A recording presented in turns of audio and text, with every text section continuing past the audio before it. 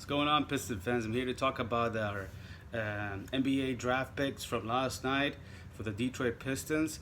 I'm actually surprised that we went that route and got up two players, especially the Kyrie Thomas one. Anyways, I'd give this draft picks an A minus, A in both, probably in both picks. Maybe Bruce Brown is a B plus or maybe A minus. They're both wonderful players, good players for their value in the second round pick at that 42 level and 38. First of all, I salute number one, Ed Stefanski. Everybody has been talking bad about this guy. Nobody respects him for what he does so far. I think he's doing a good job. First, and the Pistons organization should pay attention to this guy. He has a great experience from his previous job in Memphis, and I believe in Brooklyn Nets. But anyway, I'm not sure about the Brooklyn Nets, but he has a previous job experience with multiple teams. He's been run previous organizations, and I think he has been doing a really good job for us. He first of all got us Dwayne Casey number one. He got us good picks so far, and he's been so far. Before we got the picks, we got multiple interviews with different coaches on a high level standard, including John Beeline, including Udoka and Dwayne Casey. He interviewed also Kenny Smith. All of those people, he already interviewed them, and I think he selected a good pool of candidates to pick up the job for Dwayne Casey. And now he got the really good picks. I mean, people have been not thankful for this guy, but I think we should be give him some credits first. Second of all, I'm going to talk about the picks. Two picks, Kyrie Thomas. He's my favorite first of all. And the second one is Bruce Brown. I wasn't really excited about this guy first time when I heard the name, but later I watched the videos. Man, I changed my mind after I watched the videos. Let's go first with the 38 pick, which is Kyrie Thomas. Now, this guy, I was expecting him at the end of the first round. I was thinking he might gonna join the Celtics or maybe Golden State Warriors by the end of the first round, even 76ers. It might be projected in the beginning of the second round. I don't know how he fell to the 38 to the Sixers, and now we ended up trading for the Sixers two second round picks in the future. I'm not sure what the deal exactly is, but the two second round picks in the future could be really. I'm not sure how really good they're going to be in the future. We might have actually missed an opportunity. We lost an asset in this situation. But either way, we are in a situation that in desperate need for a good draft in this season.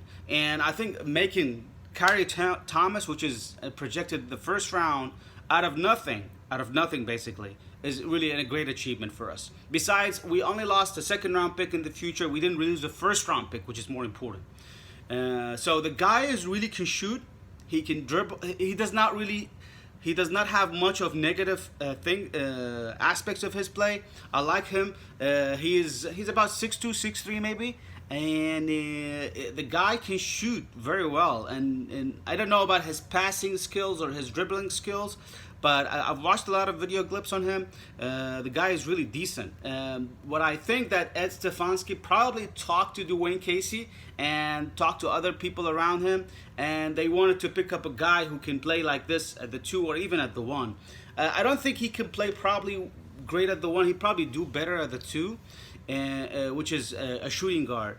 Now, when I think about Kyrie Thomas, the first thing that comes into my head, what Dwayne Casey did before, is Van Vliet, this guy of the Toronto Raptors. The guy can shoot. He plays very well as a point guard, as a backup point guard, of course, backup point guard. And I feel like this is probably comparable to Van Vliet. Probably they're not the same player, but in terms of the overall shooting accuracy of the players, they're really good, both.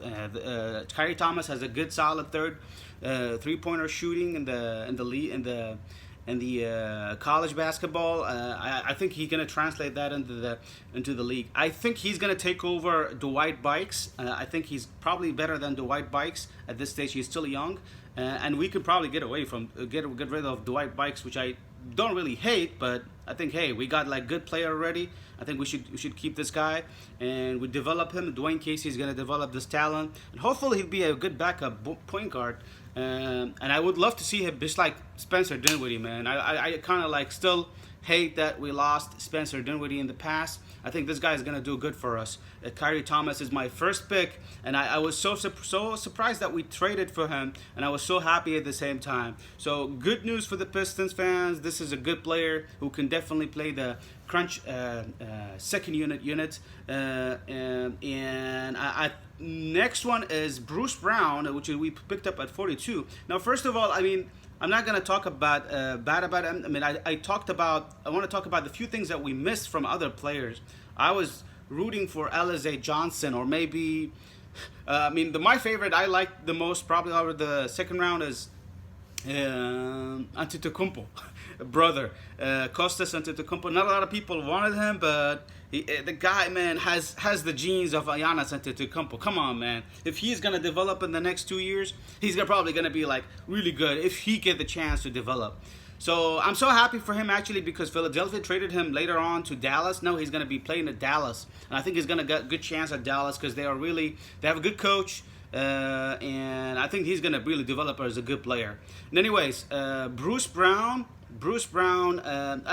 Before we talk about Bruce Brown, sorry, I wanted to mention that we missed also some other players like Hamidou Diallo. I like this guy because he's athletic. I mean, he's a really good, explosive guy. But I'm not sure if I'm questioning his. Of course, He's not a good shooter at all. And I don't know how he would fit to our organization. But definitely, he's a really athletic guy. The other guys, Keita Diop. This guy is also good. He was projected at the beginning of the second round. We didn't really choose him. I was looking for Devontae Graham. That was my favorite pick in the second round at 42. But I guess people found him as a high commodity and they picked him up ahead of us. They actually traded him, and then he went to another team. I think he went to the Charlotte.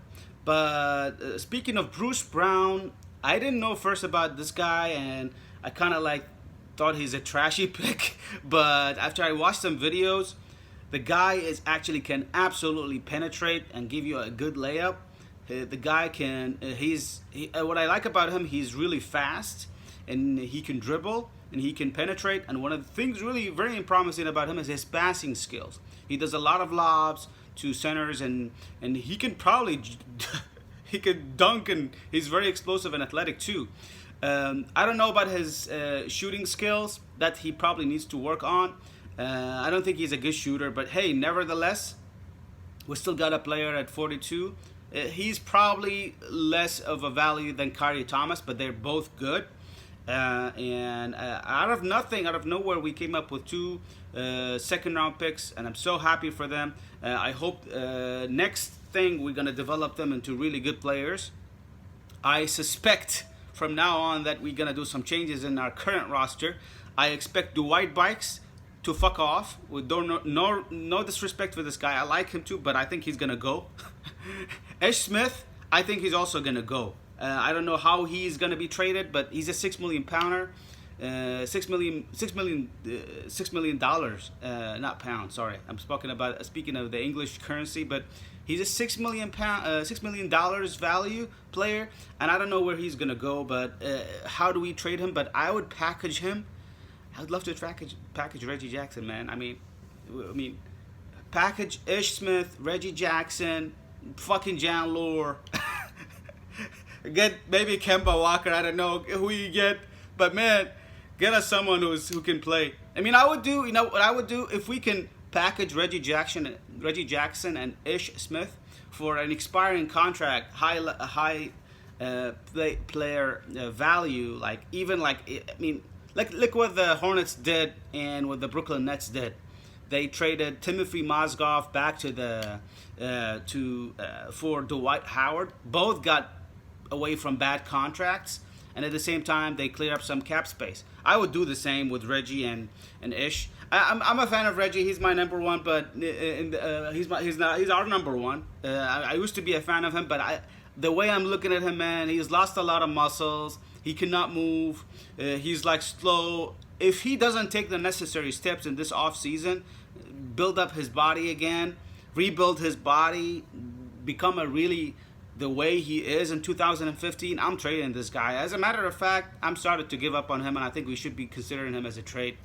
One more thing, I think definitely right now with those 2 picks, we can get rid of our guards like Bikes, Ish, and even Galloway. I don't know about Reggie, but these are the 3 can go.